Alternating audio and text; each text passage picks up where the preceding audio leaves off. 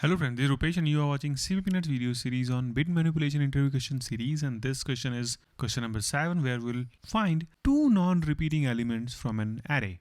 Yesterday or in the previous video we saw how to find one non-repeating element from an array. This video is about finding two non-repeating elements from an array, and if you have not seen my previous video, you might be getting that link somewhere here. You can click that and watch that. And if you already watched that video, let's go for this one. So if your array is like this, then we have 1 and 1 repeating, 2 and 2 repeating, 5 and 5 repeating, and these 5 and 5 can be anywhere, okay? So it's just the point that we have two non-repeating elements, 3 and 4. How to find that? So if you know the XOR property, like I have already explained in my previous video where I talked about how to find a single non-repeating element, we'll use the same technique. So if you take a sum is equal to 0 and you do sum XOR equal to array of I, okay? And this whole thing goes in a loop, this till you reach the end, meaning you have to traverse this array and do this again and again. So in a previous video, if there was only single non-repeating element,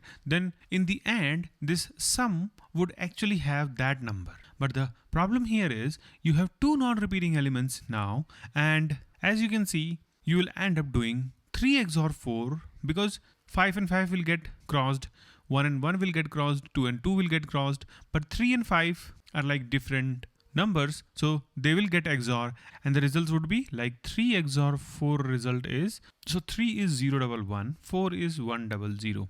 We have different bits, 1, different bits, 1, different bits, 1. So we have answer as 7. So 3 XOR 4 is 7. Now listen very carefully. We have to look at this from this direction, and the moment we find the first one bit, first set bit, we have to stop there. Actually here we are getting in the first place only, but let's suppose this was not 3 and 4, maybe this was 3 XOR 5, then the answer would be like 011 is 3 and 5 is like 101, then this is equal, so this is 0. This is different 1 and 1. So answer is 6.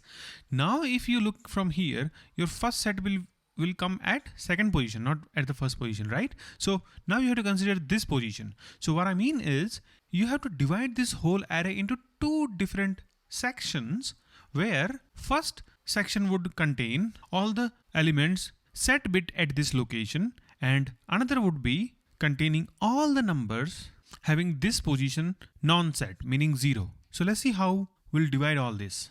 So these are the binary representation of these decimal numbers, and with 3 XOR 4 we had 111 as a result, which means 7, okay? And if we look at from this location, then we have to find set bit. We found that set bit in the first place only, so we have to look for each and every number, and for this particular place we have to divide them with 0 and 1 for this particular set. So let's divide that. For 0 set we will get how many, and then for 1 how many we'll get.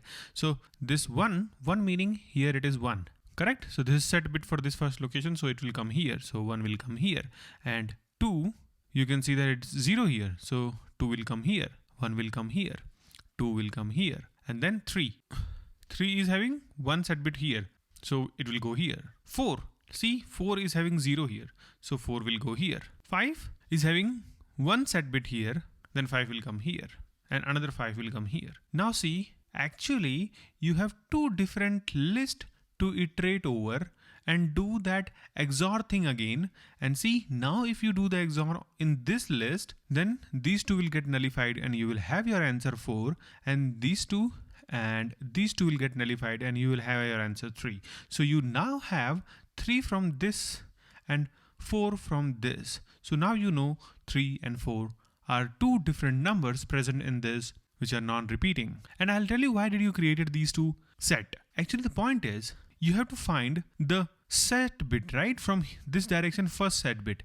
The idea is why this would be a set bit, because this is an XOR operations result, and if this place is 1, meaning the parent would either be 0 and 1 or 1 and 0.